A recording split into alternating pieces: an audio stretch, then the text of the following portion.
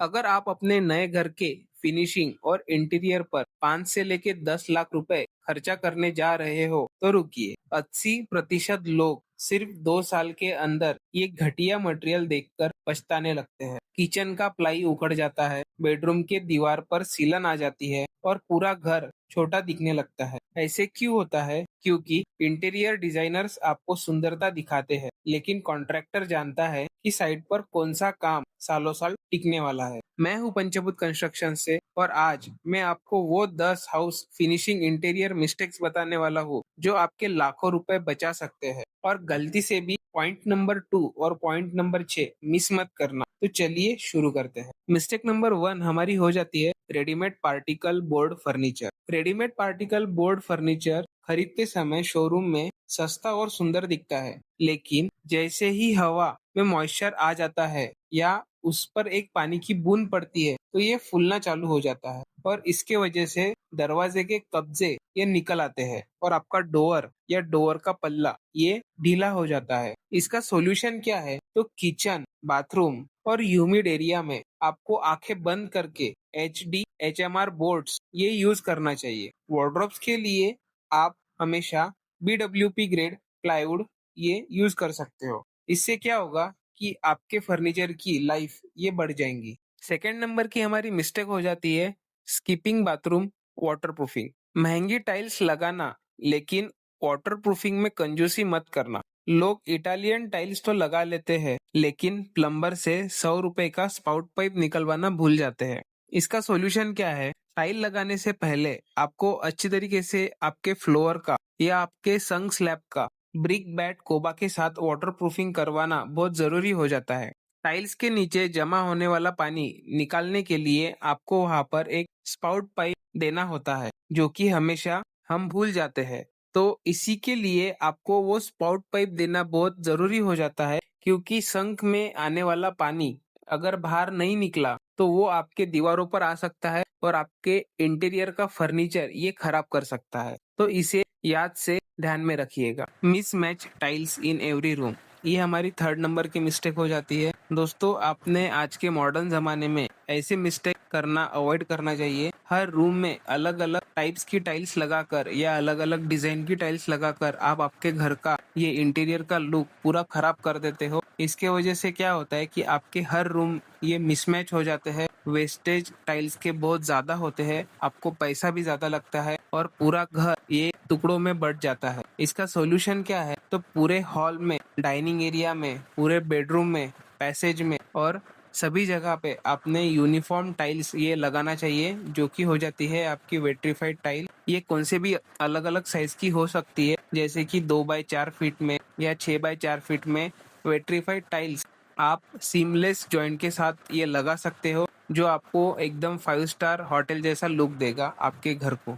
Fourth number की हमारी mistake हो जाती है heavy multi coloured fall ceiling. दोस्तों, आज के मॉडर्न जमाने में वो पुराने जमाने वाला सीलिंग का जमाना तो गया, जहां पर आप कलरफुल सीलिंग्स बनाते थे। लाल, नीला, पीला, हरा, ये सब कॉम्बिनेशंस के कलर आप उसमें यूज करते थे और उसको 4 लेवल्स में आप उसको डिजाइन करते थे। ये लेवल्स में डिजाइन करने का फायदा तो कुछ भी नहीं है, बस रूम की हाइट कम कर देता है और धूल के लिए जगह बना देता है। तो इसका सोल्यूशन क्या है? आपने आज के मॉडर्न जमाने में सीलिंग एकदम फ्लैट और मिनिमल रखना है। रोशनी के लिए 3000 के वार्म व्हाइट ये यूज करना है या 4000 के नेचुरल व्हाइट प्रोफाइल और कोब लाइट यूज करना है, जिसे हम COB लाइट्स भी कहते हैं। ये अगर आपने आपके घर में यूज किया तो आपका घर मॉडर्न लग्जरियस लगेगा 2026 के ट्रेंड के हिसाब से। 5 नंबर की हमारी मिस्टेक हो जाती है cheap non branded sanitary wares. हाँ दोस्तों, घर बनाते समय जो भी फिनिशिंग मटेरियल रहता है वो आपने नॉन ब्रांडेड तो लेना ही नहीं चाहिए, और नॉन ब्रांडेड में सस्ता तो बिल्कुल नहीं लेना चाहिए। क्योंकि क्या होता है, जब आप सैनिटरी वेयर्स ये घर में लगाते हो या शोरूम में जाके पहले देखते हो, तब उसकी चमक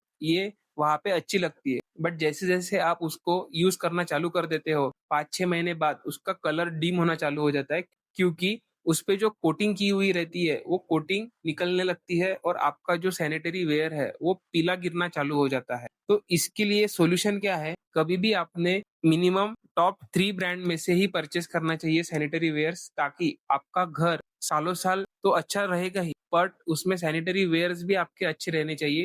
सिक्स्थ नंबर का हमारा मिस्टेक हो जाता है अनप्लान्ड इलेक्ट्रिकल लेआउट। हाँ दोस्तों, कभी भी घर बनाते समय दीवार रूम हो जाने के बाद में आपको सबसे पहला जो काम करना रहता है वो आपका इलेक्ट्रिकल लेआउट ये फाइनल करना रहता है। क्योंकि अगर गलत दीवार पर आपने इलेक्ट्रिकल के पॉइंट्स दे दिए, अगर वहां पे फर्नीचर आने वाला है और आपके पास उसका लेआउट रेडी नहीं है, तो आपको वो समझेगा ही नहीं कि फर्नीचर कहाँ पे आ रहा है और इलेक्ट्रिकल के पॉइंट्स कहाँ पे आ रहे हैं। अगर गलती से भी वो एक दूसरे पे ओवरलैप हो गए तो आपका नुकसान हो सकता है इलेक्ट्रिकल का, क्योंकि फर्नीचर तो ऊपर रहता है, इलेक्ट्रिकल के पॉइंट्स वो पीछे दब जाते हैं। क्योंकि वो वहां पे तो फिटिंग करके चला जाता है इलेक्ट्रिकल, फिर उसके बाद फर्नीचर वाला आके काम करता है। तो इसका सोल्यूशन क्या है? तो घर का प्लानिंग करते समय ही आपको आपके फर्नीचर का लेआउट भी डिसाइड करना होता है, ताकि वो इलेक्ट्रिकल का लेआउट वो इलेक्ट्रिशियन अच्छे से पढ़ सके और उसके हिसाब से ही वो पॉइंट दे सके, ताकि आपका नुकसान भी ना हो और आपका काम भी अच्छी तरीके से हो जाए। सेवेंथ नंबर का हमारा मिस्टेक हो जाता है चीप कैबिनेट हार्डवेयर। दोस्तों, हम इंटीरियर का काम शुरू करने से पहले सोचते तो बहुत है कि हम बहुत अच्छा तरीके से इंटीरियर बनाएंगे, बट जब इंटीरियर का काम चालू करने की बारी आती है तब इंटीरियर्स में कंस्ट्रक्शन से भी ज्यादा पैसा ये लगना चालू हो जाता है। फिर हम सोचते हैं कि कहाँ कहाँ पर हम पैसा बचा सकते हैं। तो इसमें क्या करते हैं दरअसल ओनर्स, पैसा कहाँ पे बचाते हैं? पैसा बचाते हैं हार्डवेयर्स में। आप प्लाईवुड, माइका या जो भी कुछ हैंडल्स वगैरह है ये तो सब अच्छे ले लेते हैं, बट पैसा बचाने के लिए सोचते कहाँ पर है? डोअर शटर्स के जो लॉक एंड की हो जाते हैं, उसके बाद में हिंजेस जो हो जाते हैं, उसके बाद सॉफ्ट क्लोजेस के जो पंप हो जाते हैं, तो इसमें आप कंजूसी करते हो। तो इसका सॉल्यूशन क्या है? सॉफ्ट क्लोज ऑटो हिंजेस लेना, टेलीस्कोपिक या टेंडम ड्रॉवर चैनल्स ये लगवाना। देखिए दोस्तों, कभी भी आप पैसा तो ज्यादा खर्चा कर रहे हो, बट उसका रिटर्न भी आपको अच्छी तरीके से मिलना चाहिए, क्योंकि हार्डवेयर जो रहता है वो कैबिनेट की शान होता है। अगर आपने हार्डवेयर ही गलत लगाया तो आपके कैबिनेट 6 महीने के बाद में पूरे के पूरे खराब हो सकते हैं और आपके ड्रॉवर्स, दरवाजे ये वहां से निकल जा सकते हैं। इससे अच्छा है कि आप क्वालिटी मटेरियल स्टार्टिंग से एंड तक परचेस करते रहे। 8 नंबर की हमारी मिस्टेक हो जाती है painting directly over the wet plaster. इसका मतलब क्या है कि जैसे ही आपका प्लास्टर खत्म हो जाता है आप तुरंत उसके ऊपर पुट्टी करना चालू कर देते हो, जबकि ऐसी बात नहीं होती। आपको मिनिमम 14 to 21 डेज, 14 से 21 दिन तक आपको समय देना पड़ता है प्लास्टर को सोखने के लिए। आप काम जल्दी खत्म करने के चक्कर में उसके ऊपर पुटिंग का काम अगर शुरू कर दोगे तो उस पे दरारें आ सकती है और उसके ऊपर जो आप पेंट लगाओगे तो वो पेंट का खिपले निकल सकते हैं या फिर पेंट से लीकेज भी हो सकता है। तो इसका मतलब क्या होता है? प्लास्टर की क्यूरिंग होने देना चाहिए 14 से 21 दिन तक, उसके बाद ही आपको पुटिंग का काम शुरू करना है। इसके बाद हमारी 9th नंबर की मिस्टेक हो जाती है ओवर फर्नीचरिंग स्मॉल रूम्स। जिसका मतलब है आप छोटे से रूम में इतना ठूस ठूस कर फर्नीचर भर देते हो कि इतना मुश्किल हो जाता है वहां पे रुकना भी और चलना भी। इसके लिए आपको इसका सॉल्यूशन क्या करना है कि आपको 60-40 का ये एक थंब रूल याद रखना है, जिसमें आप 60% तक का फर्नीचर ये रूम में कर सकते हो और 40% रूम की जगह ये आपको खुली रखनी है। इससे क्या होगा कि आपको सर्कुलेशन के लिए अच्छी खासी जगह मिल जाएगी।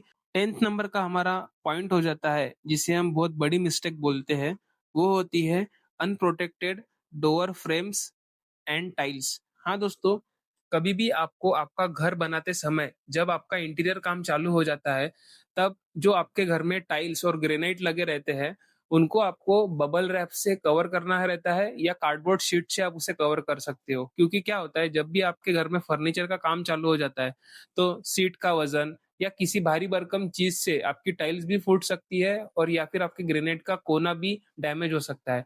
तो उनको बचाने के लिए आपको उनको कुछ ना कुछ प्रोटेक्शन देना ये बहुत कंपलसरी हो जाता है, ताकि आपने लगाए हुए फिनिशिंग आइटम्स का नुकसान ना हो और आपको ज्यादा पैसा ये खर्चा ना करना पड़े। देखिए दोस्तों, घर बनाना आपकी जिंदगी की सबसे बड़ी इन्वेस्टमेंट है। छोटी सी चूक भी आपके लाखों रुपए पानी में बहा दे सकती है। अगर आपको ये 10 प्रैक्टिकल टिप्स पसंद आए हो तो इस वीडियो को लाइक करें और अपने दोस्तों के साथ शेयर जरूर करें जो आने वाले भविष्य में अपना घर का कंस्ट्रक्शन करने वाले हैं। सिविल इंजीनियरिंग और स्मार्ट कंस्ट्रक्शन टिप्स के लिए आप हमें सब्सक्राइब करके रख सकते हो, क्योंकि हम आने वाले फ्यूचर में ऐसे ही इंटीरियर रिलेटेड वीडियोस ये हमारे चैनल पर अपलोड करते रहेंगे और आपको अवेयर करते रहेंगे। अगला वीडियो किस टाइप का आपको चाहिए कमेंट करके आप मुझे जरूर बता सकते हो। तब तक के लिए मिलते हैं। जय हिंद, जय भारत।